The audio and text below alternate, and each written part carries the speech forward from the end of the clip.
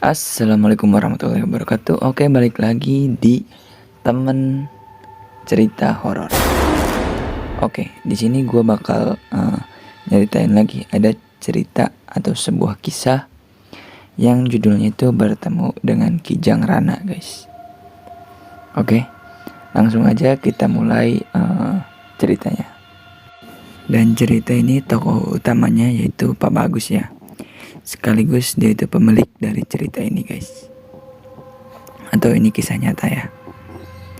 Nah, pada sore itu Pak Bagus selesai pulang kerja tuh dari pekerjaannya.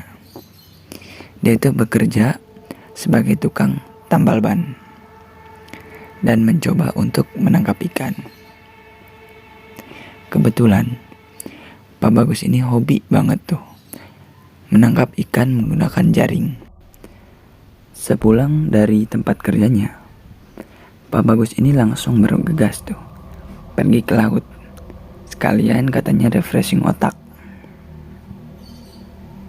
Pak Bagus tebar atau memasang jaring tuh dari sisi kanan ke sisi kiri sampai jaring yang dia bawa itu habisnya.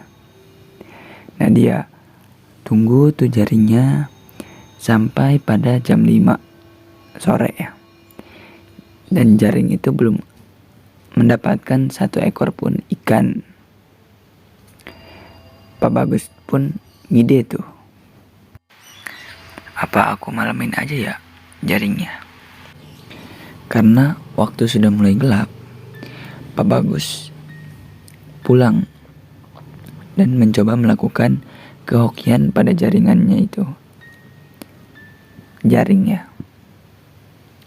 Sampai di sini belum ada tuh kejadian yang aneh-aneh.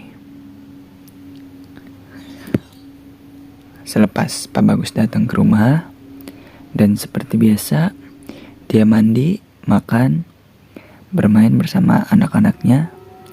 Sesudah itu dia pun tertidur.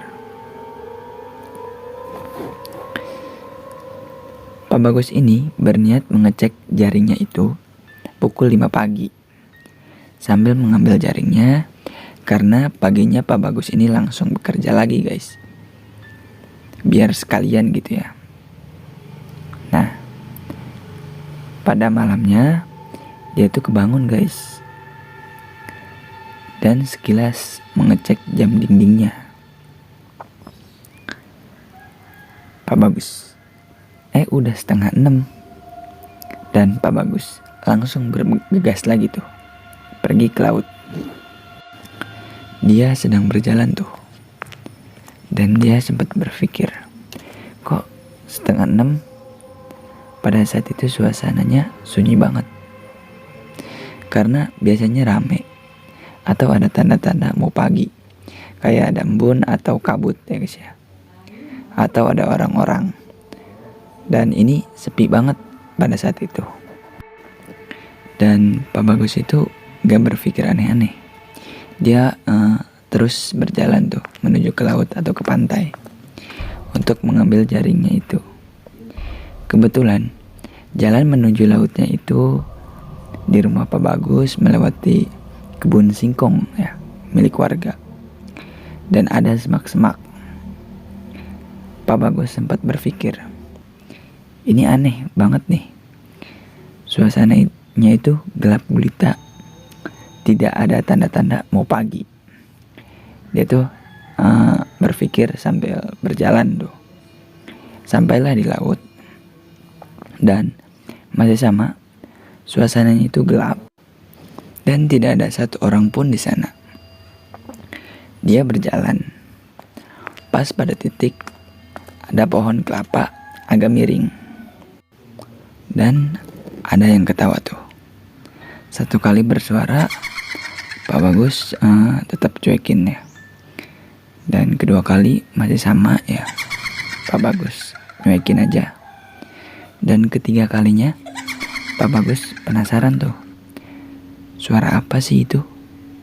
Nengoklah Pak Bagus itu ke arah suara itu berasal. Ternyata ada dua sosok Dan sosoknya itu terlihat kecil, kayak anak kelas 2 SD. Dan itu cuma tengkoraknya aja. Dia sedang berduaan di pohon kelapa sambil ketawa-ketawa. Sontak Pak Bagus terkejut. "Wah, kesiangan nih," kata Pak Bagus, sambil raut wajahnya Pak Bagus itu pucat.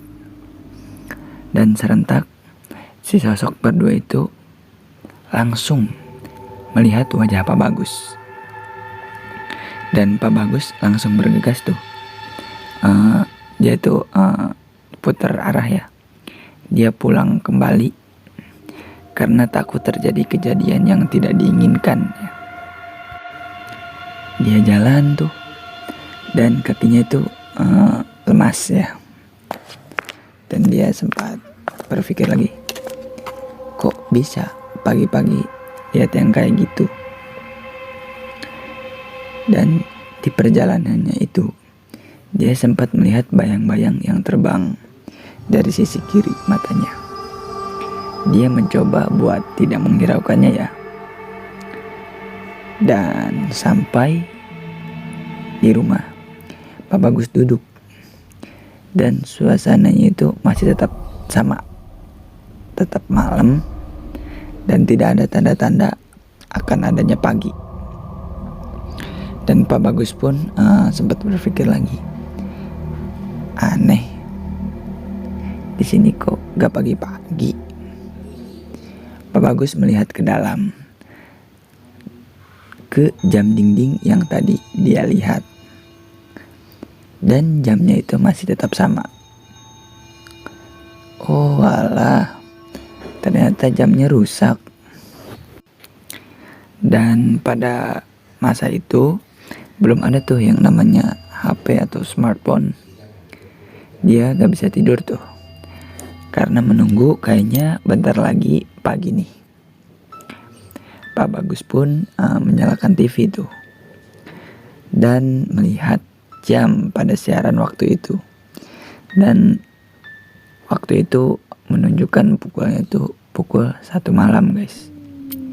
Wah, berarti tadi aku berangkat tengah malam dong. Pantas aja, kukira itu pagi. Dan selepas itu azan subuh pun berkumandang.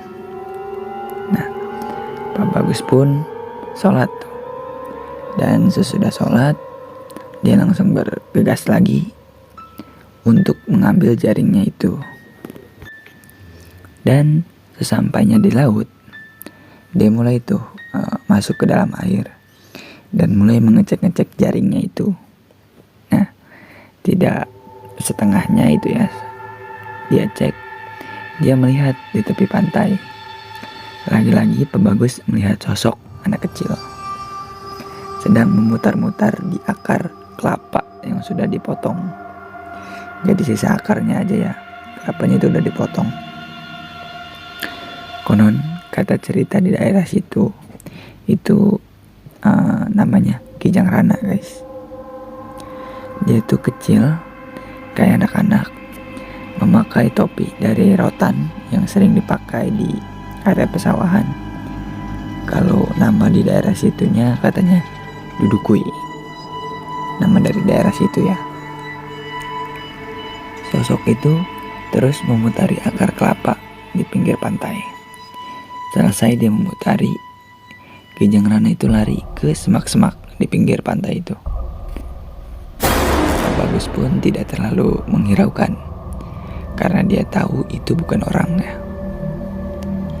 Dan di dalam jaring tersebut, Pak Bagus mendapatkan ikan besar ya, cukup besar, dan menurut gue itu sangat besar, seukuran paha orang dewasa.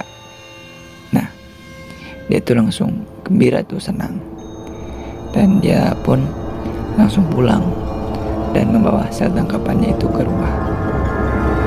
Ceritanya selesai sampai di sini.